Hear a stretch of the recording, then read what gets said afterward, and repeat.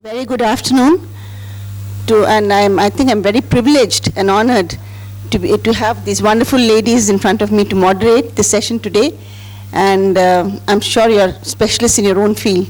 So shall we start off? This is to Dr. Suja, Suja Mariam. Can you take us through your institution's journey in this field over the last 5 years to capture the improvements and the achievements in your institution? Yes, ma'am. So I'm basically from Coimbatore. So we have a private hospital over there. So in the last 5 years, in the entire Tamil Nadu, there was some awareness regarding breastfeeding and breast milk donation was increasing. Having a human milk bank is every neonatologist's dream. You ask everyone, they say, yes, we need a milk bank. But in our mind, there was a roadblock. We always thought that it couldn't happen in a private setup. One, you won't have donations. Two, you have to do it without profit, no loss basis. So who's going to fund and who's going to manage it? Everything becomes a question. But we had the luck when one of the NGO, Rotary Cotton City, they came to us. They offered us, we wish to start a milk bank, will your hospital be ready for it? Then the wheels started rotating very quickly, and we established the first private milk bank in Coimbatore, or the Western Tamil Nadu, apart from the non-Chennai part of Tamil Nadu, in 2021. It was amidst the COVID pandemic, so but we established it in 3 months. Congratulations for that. And Dr. Shyamala, the same question to you. We don't have a breast milk bank at Apollo, but like Rekha Sudarshan was saying, we have a different kind of parents now. They're very hi-fi. They come into hospital with the latest, the bottles and breast pumps and, all about Instagram knowledge. And we have to actually glamorize breastfeeding for them to be interested, show them records, so many records and impressive statistics for them to want to breastfeed, though they are in theory interested. I think somewhere along the line, I think like breastfeeding is like the elephant in the room. They're so much taken up by the stresses of pregnancy and, all the issues. Maybe they had some scan abnormalities and then, the social pressures, they're vomiting. So somehow they start to think about breastfeeding only, they probably know all about it in theory. They've read a lot of books, but actually it faces them, it hits them in the face once the baby is born, and then they realize it's not as easy as they thought it was. So we do try and talk to them about, antenatally about, breastfeeding and, talk about the different ways of positioning, attachment, and stress management, pain management, and we want them to make a conscious choice to say yes, we want to go ahead with breastfeeding after delivery, and try and ensure that all babies start to feed at least within 1 hour of delivery. And we make sure that if there is a preterm baby, we don't confuse them with bottle feeding. We either give them paladai feeds or spoon feeds so that, they don't blame us and say, in Apollo only they started my baby on bottle feeding. So there are different set of hurdles from the government institutions to the private hospitals. So it is a challenge, yes. We try and do our best. And these are our angels. They help us with, they are the backbone of our NICUs. They help us with, counseling mothers, identifying problems in the postnatal wards and motivating them, help them how to use breast pumps. Many of them have misgivings about using breast pumps. They feel that, especially if there's a mother-in-law who says, this is not the right way. Why do you use a pump? It's contaminated, something like that. So I think our nurses help us a lot in counseling mothers. So yes, ATM, anytime milk, is everybody's dream. This Amudam Taipal Mayam is in Jipmar, Pondicherry. My friend Adi Shivam is there. So this is everybody's dream. But short of that, we try and ensure our best to see that mothers put in their best efforts for feeding.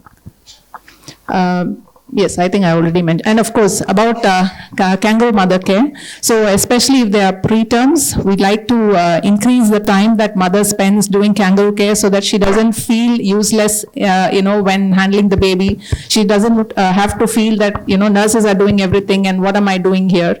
So I think it's a nice way of making moms participate in care of their baby, starting them off on KMC in the unit. Dr. Shyamala, how many of your newly born, the mothers are willing to feed their babies? The percentage? They're all willing to feed, but you see the challenges, they never considered that it would be so hard, the pain, and especially cesarean moms, they so lack of sleep, and, they would have spent long hours in the labor ward. So while they are willing to feed, I think they need a lot of motivation from the hospital staff. Unless there's a supportive environment, I think it's a huge challenge. I agree with you. I think definitely they need that counseling, and much before they come into the labor room, because they don't know what to expect, especially it's a first time baby. And I think even Apollo has taken milk from Vijaya. Yes, many of your absolutely. Babies. We take it from ICH. Yeah, we are very grateful for, what we get. We are happy to donate also. Thank you. And Dr. Asha, the same question to you, ma. Hello everyone. I'm from Saveetha Medical College. We have a milk bank over there. We started our milk bank just 27th Jan 2020, which serves as an important service in promoting exclusive breast milk for all our NICU babies. This is one of the ours is one of the few private hospitals which is running the milk bank.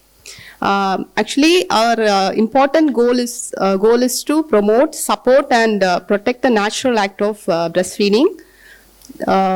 This comprehensive lactation management center, which provides donor milk,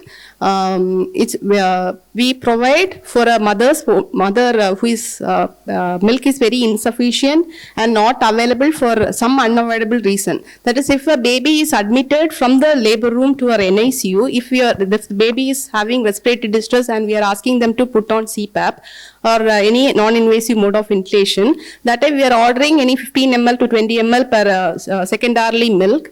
The mother will be sick. She will be inside the labor room, inside the OT or something, so that she can't express. So that we'll get an informed consent from the father or the attenders. Then we'll provide the milk. And we are not using any formula feeds for our babies. This is our Saveetha milk bank. We have a milk collection room. Here we'll bring the mothers from the postnatal ward, and we are having two staff. One is the lactational specialist. She'll be counseling the mothers. She'll be explaining what is the importance of the milk, how she should feed, and everything she will explain, and she will get a informed consent from the mother that whether she can donate or not. If she is not willing, we'll just teach her how to feed, how to take care of the baby in the home, or else she will donate the milk. That will be taken inside the storage room. We have two freezers, deep freezers, and one refrigerator.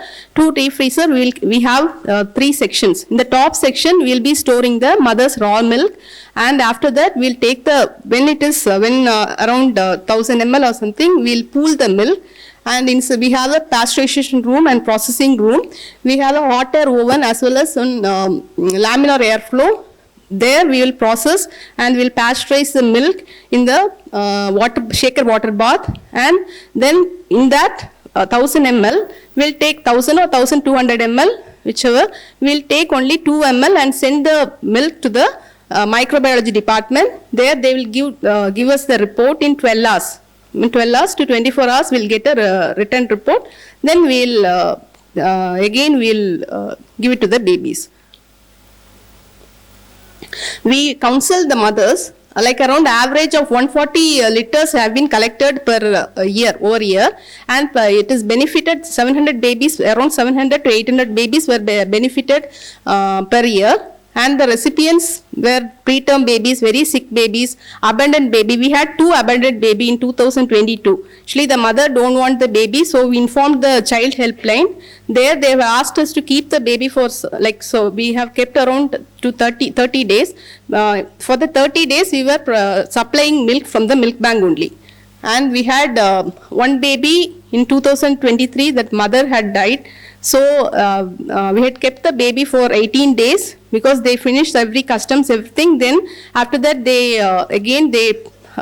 came with the attenders and saying that we taught them how to take care of the baby and they had a person who is feeding in their own family.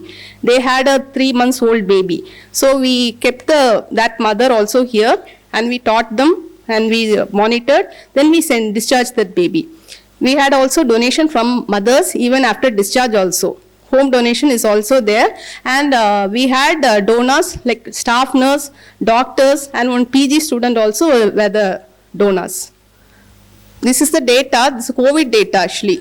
2020 and 2021, we had collected around 400, like around 167 liters in 2020 and 142 liters in 2021, and benefited babies were around 700 babies. Like in 2022 also, we had around 190 liters collection over 1 year, and benefited babies were around 800 babies. In 2022, for 6 months, we had 84,000 liters, like, and benefited babies were around 370 babies. About the uniqueness of our milk bank, we don't collect any money in the milk bank, and donating milk to abandoned babies and also babies with no mother, and some babies were helped after being discharged also. So if you are discharging a baby with preterm baby, again they are not confident in feeding. That time we are giving the milk like around 100-200 ml of milk. They are coming and collecting and going. I think you've done human service by taking those abandoned babies, and you have a great guide in your hospital, Yeah, Dr. Kumuda. Dr. Kumuda ma'am, because of I her think only. with her heading the department, I think you'll never go wrong anywhere. Yes ma'am. Thank you. Thank you. So this is regarding Vijaya, the milestones we've come across. This itself shows that we've been into service since 50 years, and one of the first multi-specialty hospitals in India. And I don't know, it just dawned on me that to open the human milk bank in 2014, and this was done after a lot of hard work and a lot of research, and apparently it happened to be the first private milk bank in a private hospital. So at that time I didn't know it was. And initially we got collections. We were very lucky actually. Our own nurses started donating, which is, I think it was a wonderful gesture of them. And then we focused on the antenatal mothers. We had a good counseling. Actually, our own pediatricians have been good counselors to our mothers, and they have and the next one was to educate and clarify the doubts about the breastfeeding, because people have lots of doubts, as all of you have experienced. And of course, we developed. Later on, we developed a team for home collection and we have a lot of mothers who have volunteered to donate from home. So we have a good team going to their homes and picking up milk. The next, yeah. So this is the volume of milk we have collected till date. I think it's about 962 liters, and the same amount has been dispersed, I think, to the babies. And even during the COVID lockdown, I think our team did a great job of going and picking up milk and, facing challenges, but they did achieve it. So that's, and they used the home collection. And we were very fortunate to host a second international conference where we had speakers from, I think, London, America, and Norway. So that was one of the best, I think, conferences on milk banking we had in 2017. Yeah. So the next question goes to Dr. Suja. This is regarding what are the challenges you face to overcome these kind of improvements and achievements? When it comes to challenges, I or our team strongly believes that it is not about human milk banking. It is all about breastfeeding support. So when I joined the institute, even my colleague joined at the same time. 7 years back, we thought our breastfeeding rates were around 40%, exclusive breastfeeding rates in hospital. It was like a multiple consultant practice. Every consultant will have their own patients, obstetricians, pediatricians. We wanted to start a system where even irrespective of the consultant or the doctor or the nurse, the breastfeeding support will go on. So we looked into the data, we looked where we are lacking, and rather than pointing fingers at the mothers, we thought that we should improve on our system per se. Before starting a milk bank, we wanted to ensure that our mothers are getting the best possible support for breastfeeding in hospital. So we started it as a quality improvement program. We got our ethics committee approval, and we adopted the WHO 10 steps for baby friendly hospital initiative. It is a beautiful step. So it was a very easy guide for us to start with. They say start breastfeeding in 1 hour. So we took that 1 point, how to initiate breastfeeding within 1 hour. We trained our nurses. Every team of nurse will have their own responsibility. A labor room nurse responsibility will be to see that first hour breastfeeding is happening. In the postnatal ward, nighttime nocturnal feeding, when the mother demands formula, she has to go and support the mother. The pediatric nurse, she has to go and educate the mother about breastfeeding techniques. The OPD nurse has to get a follow-up and troubleshoot the later problems. So we collected the nurses separately, made them into teams, gave them targets that your first hour breastfeeding rate should be this much, try to improve it. And we trained them, and slowly 2, 3 or 4 cycles of PDSAs from our baseline 40% rate. Next slide. So we created forms, we gave certificates for nurses, we conducted workshops, and we are still conducting 3 monthly 1-day workshop on breastfeeding support. How to educate a mother, how to counsel mothers, how to use breast pumps, how to solve breastfeeding problems. And within a period of 3 months, we were able to increase our breastfeeding rates to around 80% rate, and we were sustaining in that. Now, it is almost 3 years after the program was implemented. Now I am not actively participating, I am just working as a neonatologist, but the team is able to carry out. The beauty of the team was completely conducted by nurses. So training was done by the nursing educators. We gave them the modules. We gave them schedules. Every 3 months you have to conduct workshops. There will be 5 breastfeeding counseling nurses who will be NICU nurses or pediatric nurses. So they will be on rotation, and we saw that at least 1 nurse was available in any ward during the night time when a mother has trouble. The ward side nurse will be managing the mother, but if she is not able to solve it, she will give a call to this nurse. She will come and tell what can be done or what cannot be done. We made customized forms for the nurses to document. We made growth charts, weight loss growth charts, so that we can show the mother this weight loss is okay. The first 72-hour weight loss is okay. We made growth charts for that, and with that we were able to achieve it. As a part of the BFHA program, the last step is to create peer groups.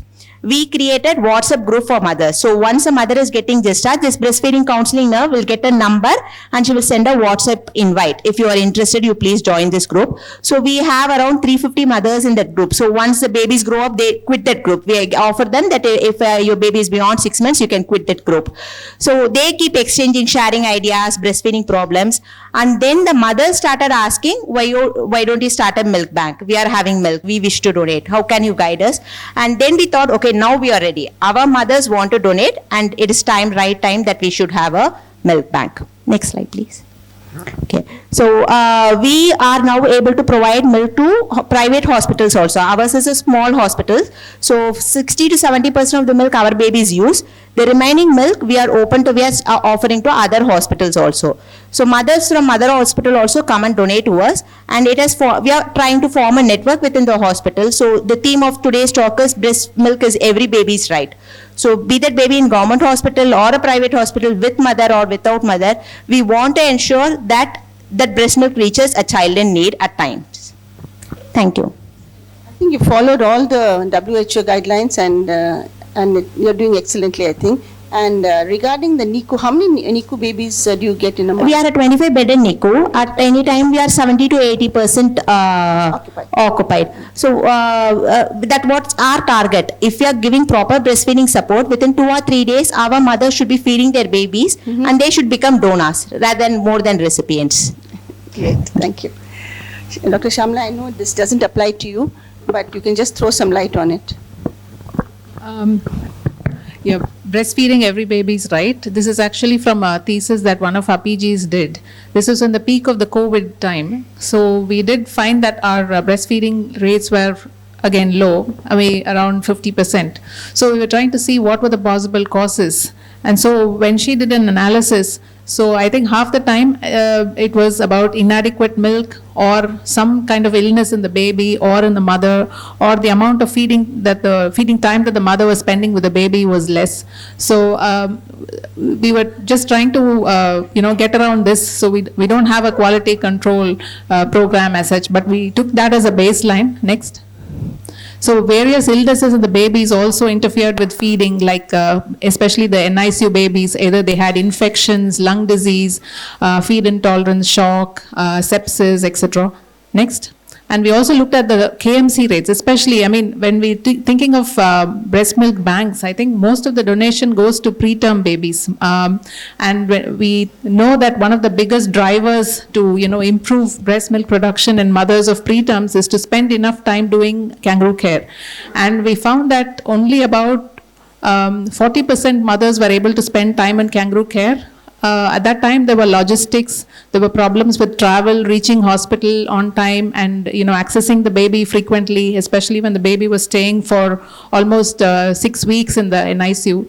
So travel was a big issue, and only about 7% mothers were able to spend over 4 hours doing KMC. So we did. We do want to work on this and improve.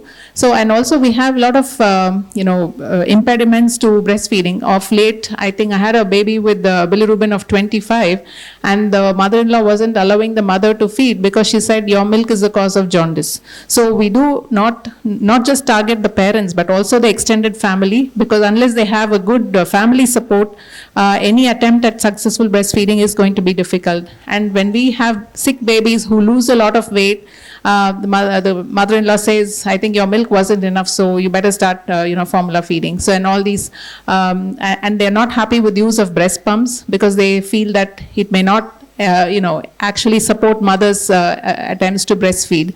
And now our target is at least 6 months of exclusive breastfeeding. But I do, in my OP, I see these simple mothers of Bengal who come, and she is happily feeding a 6-year-old.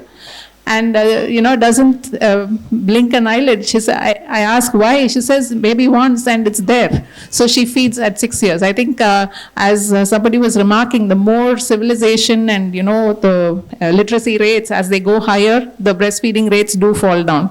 It is quite instinctive in mothers who have not, read a lot on the internet. So, yes, there are a lot of challenges in implementing exclusive feeds. So I think we cannot discount the amount of support that the extended family and good committed nursing team can provide. I think that goes a huge way in promoting exclusive breastfeeding.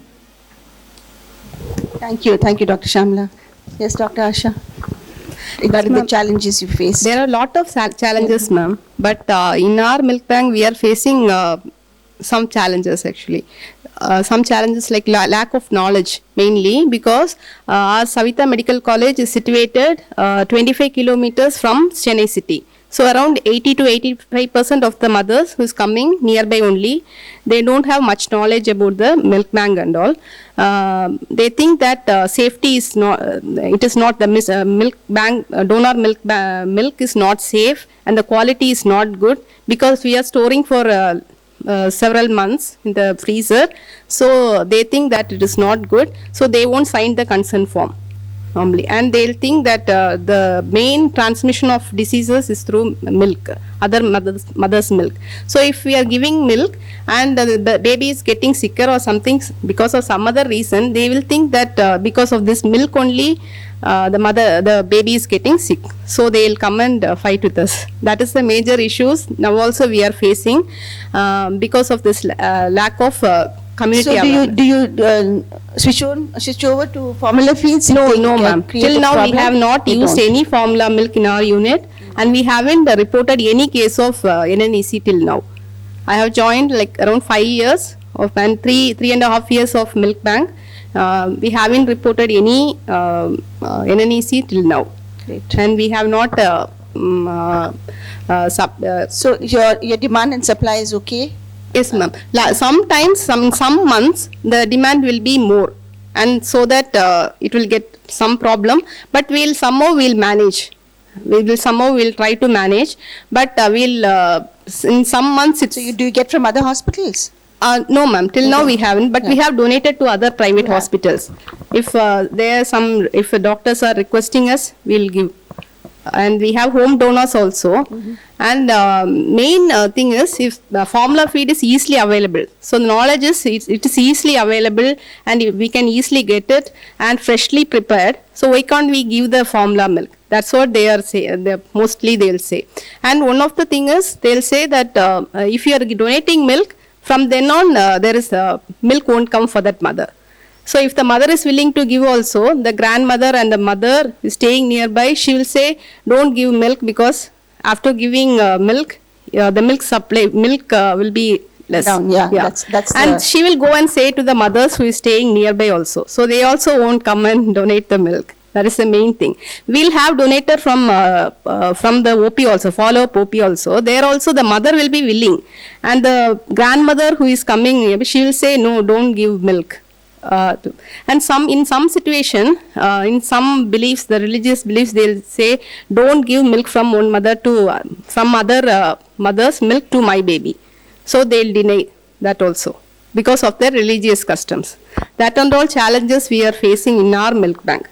But other than that, we don't have any funding issue or personal, everything is okay. And every other missionaries, everything was okay. That is not a big problem. The thing is, some problems. What is the pasteurization plant you have? What do you have? What's the name of the equipment? Which company did you get it from? Tinklank, ma'am. Yeah, okay, that's what I heard. Okay, thank you. And we do have a best microbiology department. Yeah, you definitely need that. Yeah. Yes, ma'am. So we don't have any problem in that. Only some issues we are rectifying it. We do antenatal counseling. Daily we are giving antenatal counseling. So if a mother is coming from first itself, we are giving counseling so that we can easily bring the awareness of the milk bank also. So we are forming a group and giving counseling. We are going to the OG department itself and we are giving counseling. Thank you. Very much. So these are the challenges which Vijaya has faced, and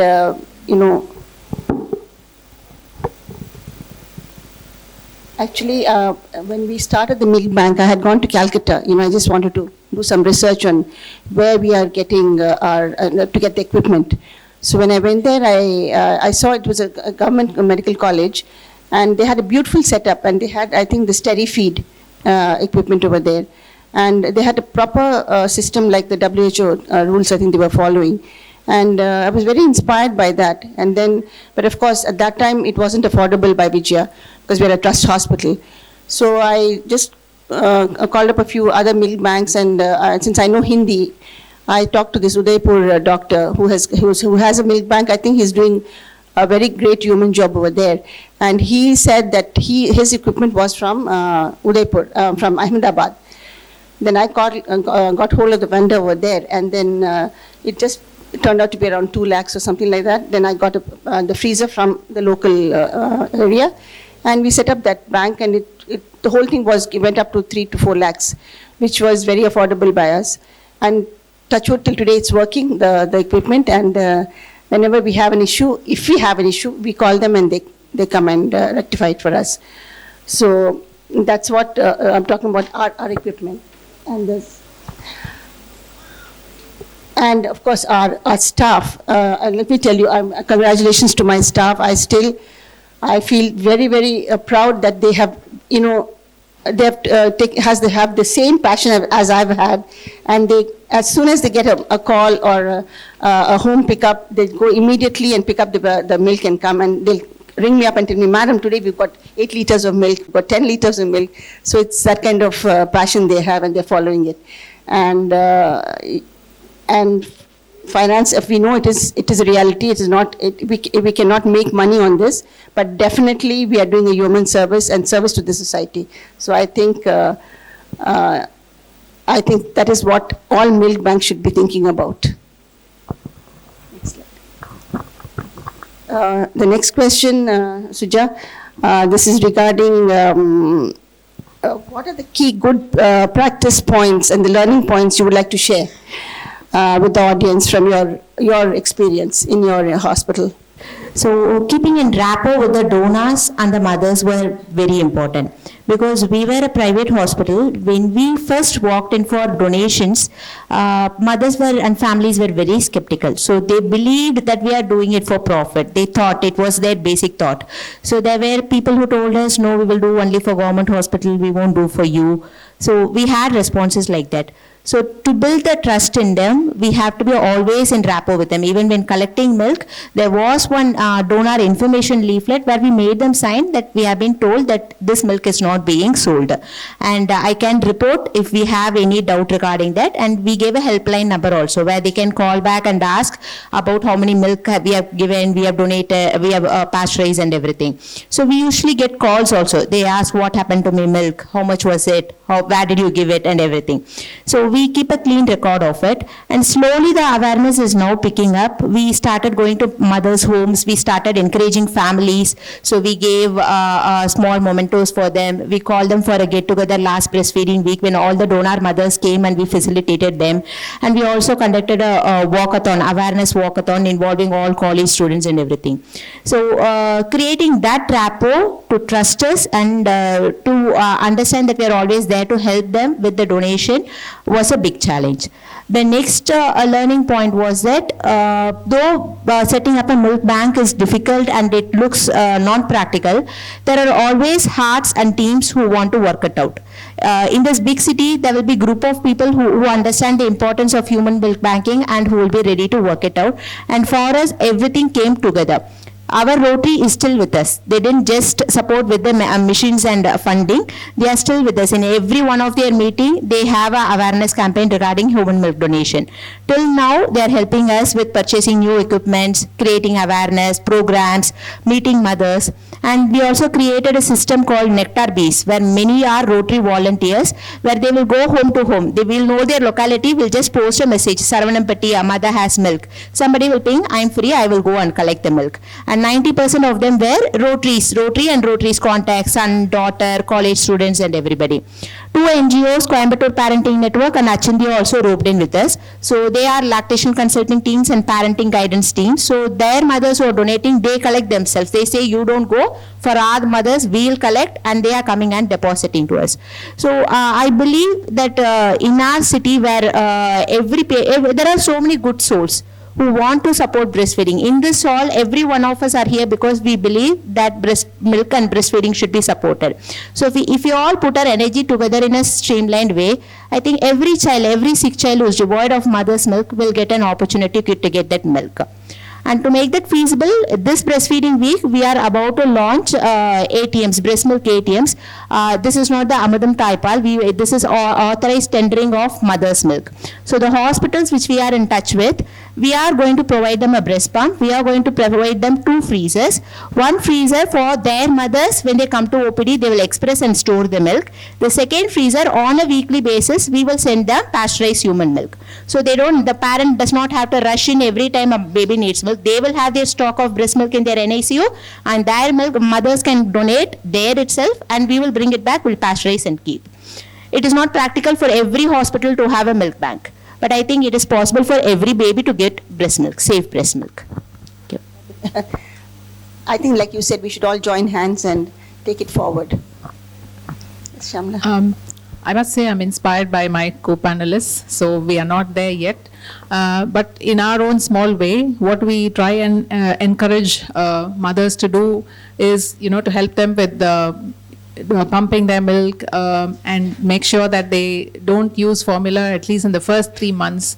Discourage the extended family from promoting formula milk, and especially in preterms, even when the mother is sick, I think we get our dads to volunteer to be the kangaroos, so that they always feel that their baby is being cared for. They really appreciate all the donor milk that comes from outside. So also in postnatal visits, we try and identify any problems in nursing mothers that could interfere with lactation, and also to discourage use of bottle feeds, to use the pumped milk, not to use a bottle to feed, so that the mother is able to breastfeed as long as possible. So 6 months is our deadline. If we are able to continue beyond 6 months, that's our bonus. So I think I'm inspired by Madam Bharati's efforts. I think first time in the private sector, without even knowing the enormity of the challenge you set us up, you are really trailblazing, and we hope to follow in your footsteps. Okay, thank you very much. Yes, Dr. Asha. Setting up a milk bank is not a difficult thing. It's a easy task only. We have to be very Excellent. Then I dedicated. think you and I, we all should work together and do Yeah, it. we all should Yeah. work together, because very limited number of milk bank is only available in Tamil Nadu. That too in a city like Chennai also, very limited number of milk banks are available. So if we are like dedicated and sustained efforts, we can promote this, setting up this milk bank. Actually, I wanted to take this up to the government level, and we should go and speak for ourselves and tell them that this is what we are doing, and why don't you help us, and we can set it up for you. Yes, sir. We have the expertise. We just need your, little support. That's it, I think. So that it goes a long way discharging a preterm with the intact neurological outcome. Thank you, ma'am. Yeah, so our learning points have been that it's just the passion and the commitment of my staff and my doctors and my NICU team that we have reached this far, and that we are getting accolades from everybody, and from our mothers who have donated the milk. And the last line, we wouldn't be surprised if one of our mothers becomes our ambassador and votes for us. Thank you. Thank you very much. Thank you so much. Thank you so much. It was a wonderful session.